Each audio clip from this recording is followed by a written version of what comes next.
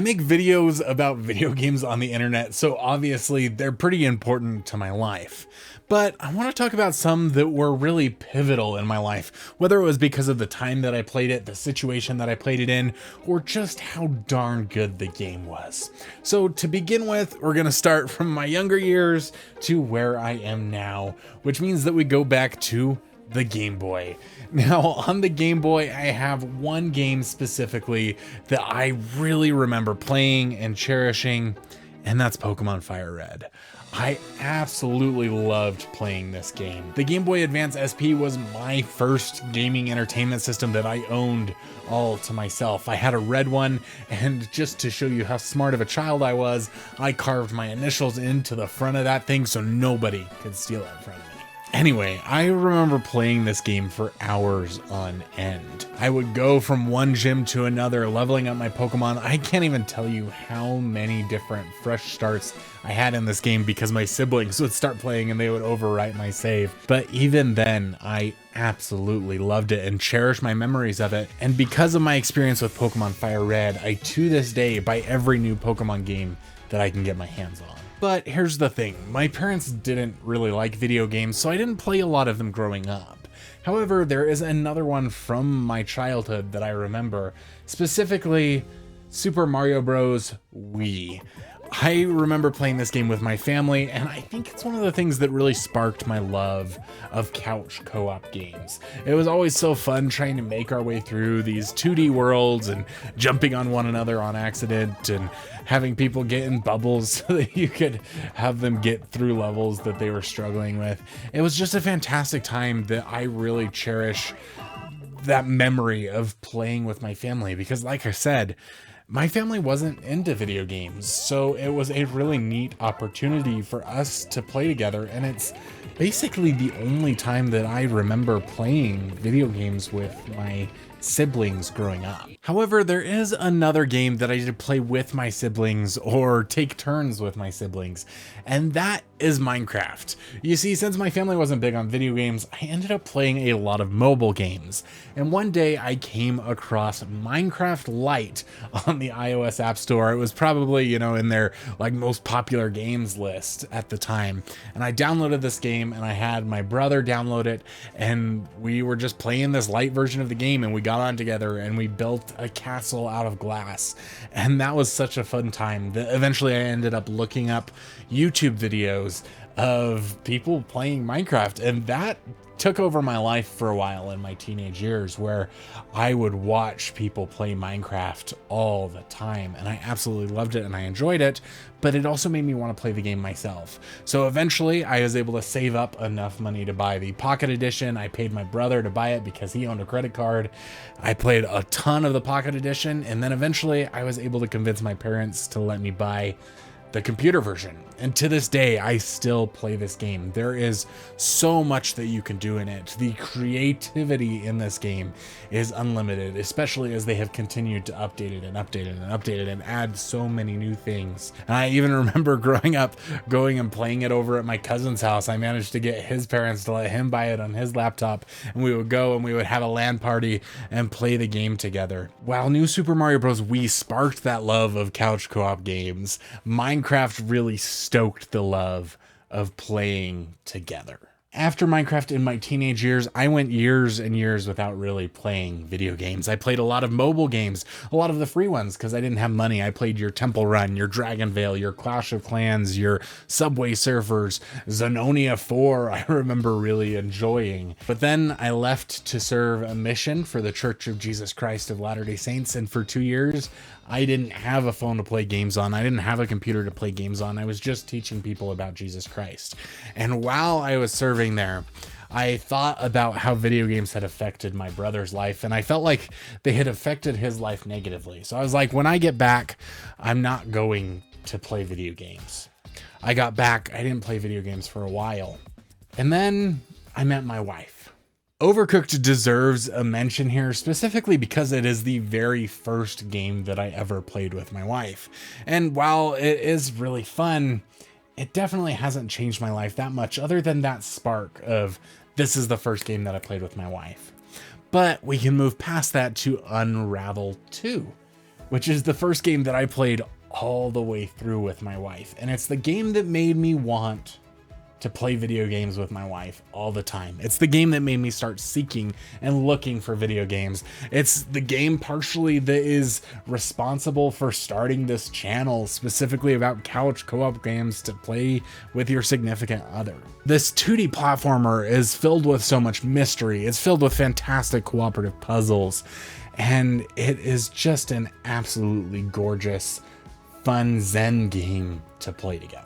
But still, at this time, even though I wanted to play more games with my wife, I wasn't really into just playing video games for myself for fun until COVID happened. When COVID happened, I finally started to play Breath of the Wild. My wife had been trying to get me to play this for the darndest time. Longest. We'll go with longest time. I don't know. Darndest came out of nowhere. My wife had been trying to get me to play this for the longest time. And I had reservations because when I was a kid, I had some sort of Zelda game that I had played, I think on the Game Boy or something. And I didn't have the fondest memories of it. I think I got stuck on a puzzle or something and couldn't continue forward. So I didn't really want to play the Zelda game. But I did. And Breath of the Wild is the game that got me back into video games. It is the game that has really brought me to where I am today. If I didn't play Breath of the Wild, this channel would never have existed. If I didn't play Breath of the Wild, I don't know what would happen, but I wouldn't be here where I am today. I absolutely loved wandering around the open world and fighting the enemies. I had so much trouble fighting just the normal Boko Goblins. I died repeatedly to them because I never really played on a controller. I had never played a game like this, and I had such a fantastic experience with it. I remember the quest where you had to go and get the electric arrows from the Lionel, and my wife was like, don't try to fight him. You just sneak around, you grab the arrows, and then you go down. And I was like, but I gotta fight him. And I fought that Lionel repeatedly until I managed to finally triumph over him.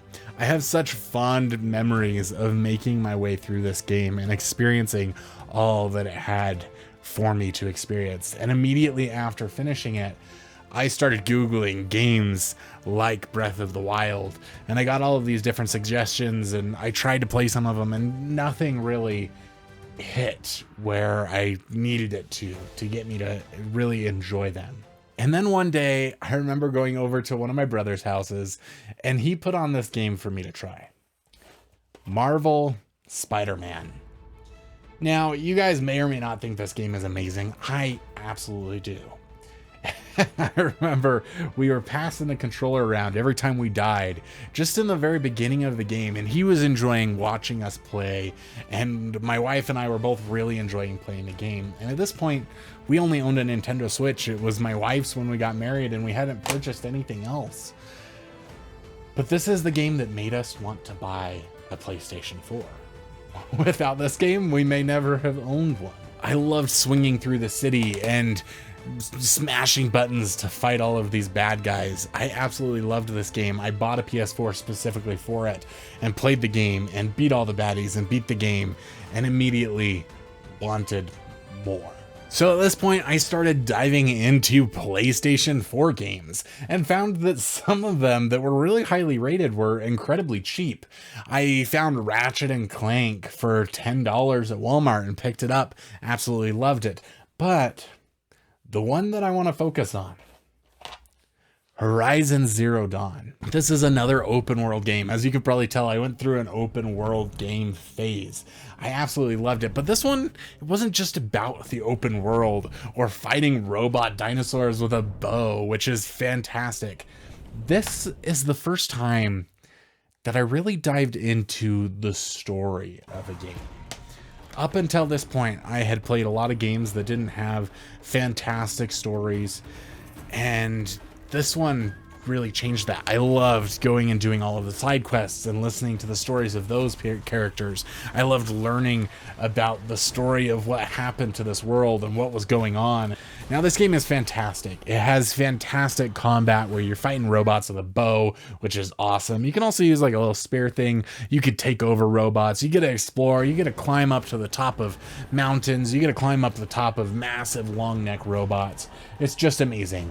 But the story in it is what really drew me in, and it's what I remember to this day of playing all of the side quests and gathering all of the information that I could, and just really getting immersed and enveloped in the world of Horizon. It Takes Two is important for a couple of reasons. By the time that we had played this game, we had started our YouTube channel a couple months before, and we were talking about co-op games and stuff. And I think we had something like 500 subscribers. I'm not even sure. It was not very many. And yet I had the audacity to send an email to EA and say, hey, my wife and I play co-op games together. We have a channel about co-op games. Would you guys please send us a copy of It Takes Two? And you know what? They sent us a copy of It Takes Two. The very first game that we got on this channel when we had 500-ish subscribers was It Takes Two, this massive game that won Game of the Year. But more than that, It Takes Two is amazing. It is the co-op game of all co-op games that shows that co-op games are still cool.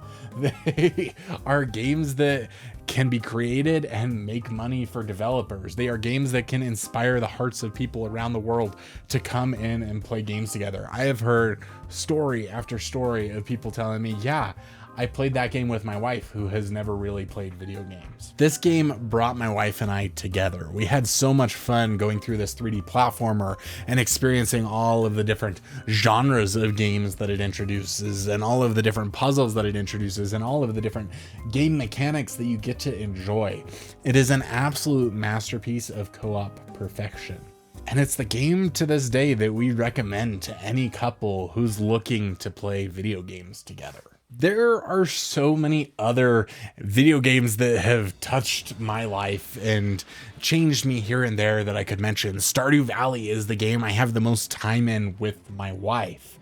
Nobody Saves the World is the longest game that we played and really enjoyed a story and laughed about, and we loved the mechanics in it. Don't Starve Together has wrapped us around its finger and had us play for hours on end. Even after we have completely died, we'll restart and try again. I remember watching people on YouTube play Portal 2 as a teenager, and to this day I feel like I have played that game because I enjoyed watching it so much. But the last game that I want to mention is Nintendo World Championships. Now this one's interesting because it's not necessarily because of the gameplay. This is a game all about speedrunning old NES classics, but that might seem a little boring.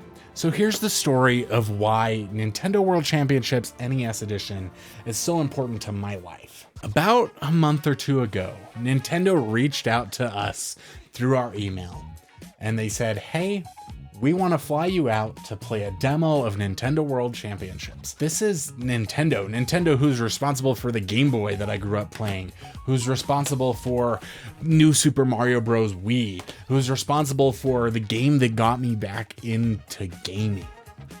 They sent us an email.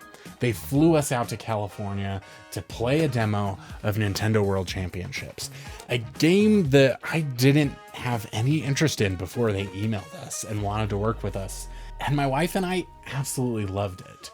We never played the NES growing up, but it was such a wonderful experience playing these little snippets of these old classic games and seeing where gaming really came from and how far it has come. Because of this game, I have booted up our NES Mini Classic and played some classic NES games. It even gave me the inspiration to let my son start playing on those games because they're so simple and easy to learn, and he loves them, and almost every morning he comes and asks me if he can play a game.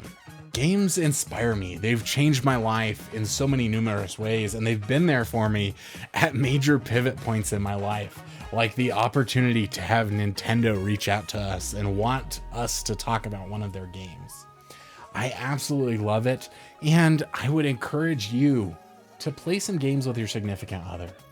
It's one of my favorite pastimes, and this video right here on screen is gonna help you get started. I hope to see you over there. I love you. Y'all are awesome.